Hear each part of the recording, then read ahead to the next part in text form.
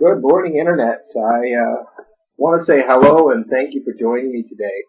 I'm talking to you about ketogenic diets and what happened to me yesterday. So yesterday, I had an interesting day where I started off the day with good intentions. It's been a long time since I actually slipped and stopped eating ketogenically. But yesterday I tried to make something called ketogenic bread using almond flour and a number of other ingredients.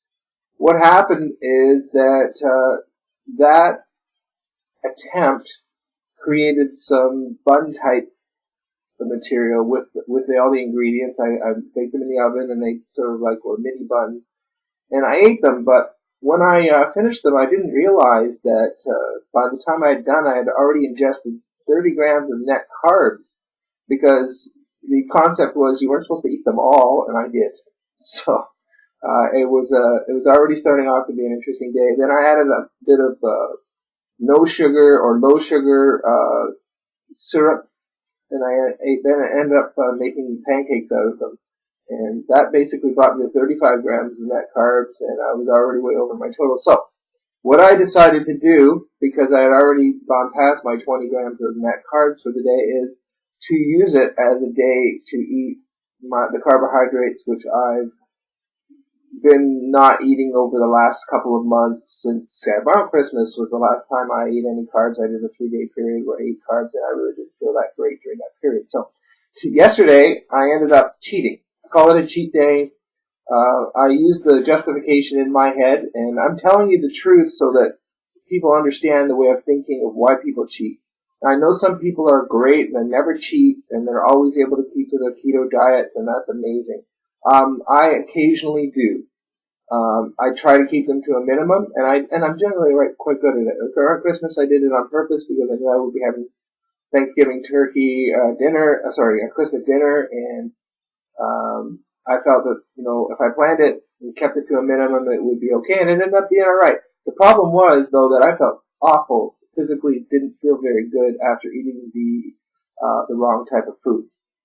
So what happened yesterday after I ate that, I started indulging in some of the things that I normally wouldn't do on the, I actually had some of those Atkins bars, I think they were called Indulge. I had a few of those, just because I felt like I could eat anything I wanted. So I said, okay, I'm going to enjoy it. If I'm going to do this, I'm going to do it, and I'm going to enjoy the food I'm eating. So I had some Indulge.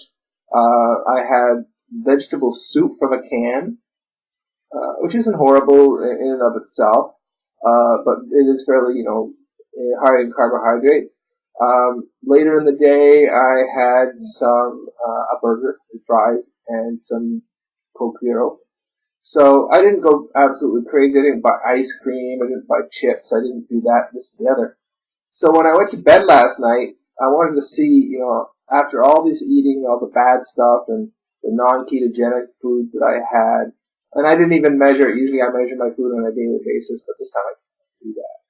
So I went and scaled before I went to bed, and I was 6 pounds heavier than my previous morning's weight.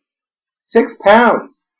That is a combination of basically water being retained in the body because of the way you're eating. With low carb, you expend water, you get rid of it. But once you start eating your standard American diet, that's what I call this, a standard Canadian diet in Canada, that you start retaining the water of all the food and drink that you're drinking stays in your body. It does not, you do not go to the washroom as much, and you keep it inside yourself. The salt doesn't help as well. It retains water as well. So you can bet that even though I gained 6 pounds on the scale last night, I didn't gain 6 pounds of fat. I may have gained a half a pound or a pound of fat, possibly. Now, I am keto adapted, so I'm going to assume that when I get back into it in the next 2 or 3 days, that I'm not only going to go back to my pre-cheat day level, I'm also going to go lower. The plan is, when you're doing a cheat day, the concept is that it's supposed to increase your metabolism so that your body doesn't think it's starving itself by the amount of low calories that you're eating while you're on a ketogenic diet, and therefore you're going to be able to go even lower. It's going to maybe make a stall. It's going to be able to help you that way. Now, I've always felt that taking you out of ketosis is probably not the best way to go, but if you're going to cheat, you might as well try to do what you can to make it positive, as much of a positive experience as you can. Now let me tell you, yesterday I felt sick as I was eating. My stomach felt horrible. I was in a lot of agony. I think my liver may have been trying to process things that it just hasn't been doing in such a long time.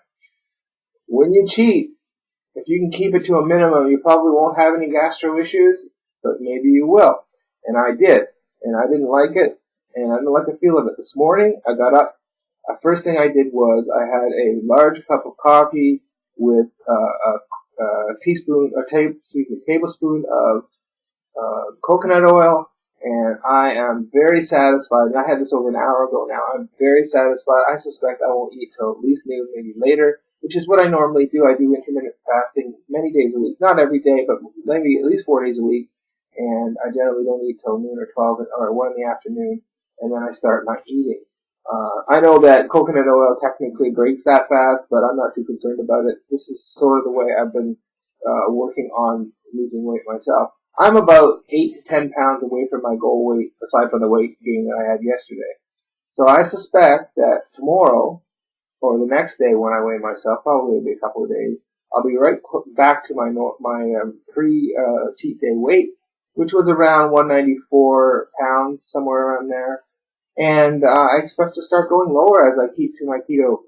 The concept is go back to normal eating, to your keto eating as soon as possible after you cheat. Yeah, I could have just gone back to it immediately after I cheated in the morning, but I made a choice, and it's my choice to live with. Didn't feel great, but don't kick yourself. Don't beat yourself up when you make mistakes, because things are going to happen in life. Some people can keep to it, and I applaud them for it.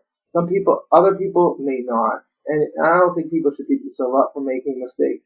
I think it's a definite challenge if you let it slide and you keep going day after day after day in the standard American or standard Canadian diet. But if you can get back on the wagon the next day, I think you're doing fine. Just get back on it. Remember, this is a journey. A lot of people think of it as, a short-term weight management type of thing. I think this is a journey now.